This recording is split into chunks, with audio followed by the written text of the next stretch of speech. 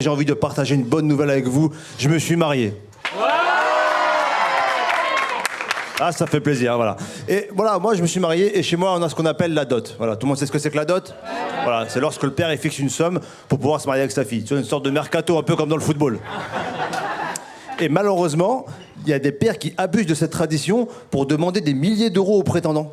Tu sais, en pensant que sa fille c'est Beyoncé, alors qu'elle a la tête de N'Golo Kanté. Donc moi je suis parti voir mon futur beau-père par rapport à la dot. Donc il m'a accueilli, il m'a dit bonjour, c'est pourquoi ? Je lui dis bah c'est pour un devis. Et il m'a répondu cette phrase extraordinaire, il m'a dit si tu l'aimes, c'est 1 euro. Ah je l'aime frère. Toi aussi je t'aime frère. J'ai payé en 4 fois sans frais. Ah voilà, tiens, je lui ai montré tout de suite qui j'étais. Parce qu'après, dans le mariage, voilà, il y a le rôle de chacun. La femme, elle organise tout de A à Z, et toi, tu payes. Voilà, c'est clair, net et précis, c'est comme ça. Ma femme est venue me voir, elle m'a dit, Jamel, c'est bon, tout est calé, il y en a pour 50 000 euros. Ouais, j'ai fait la même tête que toi, frère. Et je me suis mis en PLS. Position latérale de sa mère, le mariage.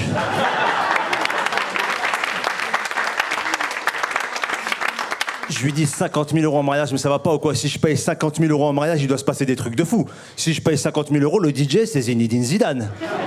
Je lui ai dit ma parole que si je paye 50 000 euros, je veux voir ta mère prendre de la coke et twerker sur la piste.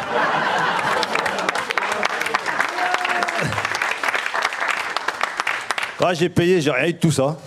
Mais voilà, je suis très très content de ce mariage, voilà. Et je suis marié avec une Algérienne. Et quand t'es marié avec une Algérienne, voilà, elle peut te proposer des activités un peu atypiques, voilà. Tu sais, quand t'es en couple, généralement, tu vas au restaurant, au cinéma, au bowling, voilà. Moi, je peux être chez moi, assis tranquillement dans le canapé, elle vient me voir, elle me dit, Jamel, viens, on se tape.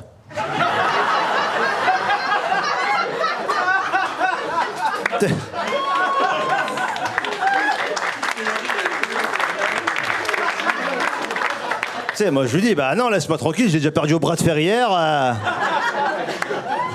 Laisse-moi souffler un peu à un moment donné, tu vois. Détente.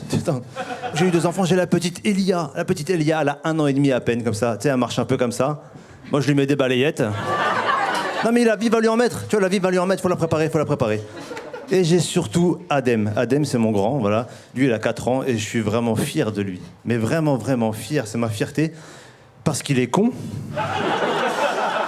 Non, mais c'est bon, après, les chiens ne font pas des chats, tu vois, mais c'est vrai, tu vois, je l'ai su cette année quand je l'ai emmené à la maternelle à la rentrée. La maîtresse l'a accueilli, elle a dit « Bonjour, mon petit, comment tu t'appelles ?» Il lui a dit « 4 ans. »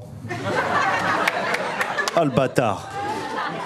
La maîtresse a dit « 4 ans, c'est mignon, bah rentre dans la classe, c'est le temps que tu vas rester ici, mon grand, vas-y. » Et je sais qu'il est con, parce qu'il me pose des questions de con. Là, il y a pas longtemps, il m'a dit « Papa, est-ce que les fourmis, elles pètent ?» C'est pas une question de con, ça ? C'est pas une question de con ?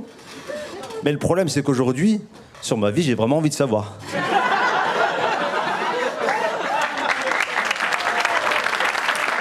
Et après, par rapport à ce mariage et ses enfants, voilà, moi, ce qui était important pour moi, c'était de rendre fiers mes parents.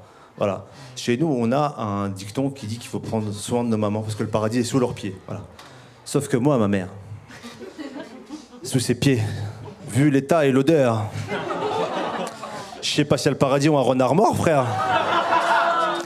Si un mec armé me dit « Jamel, embrasse les pieds de ta mère ou je te tire dessus », je lui dis « Vise bien, frère, voilà, tire. » Merci de m'avoir écouté, c'était Jamel Oudni. Merci.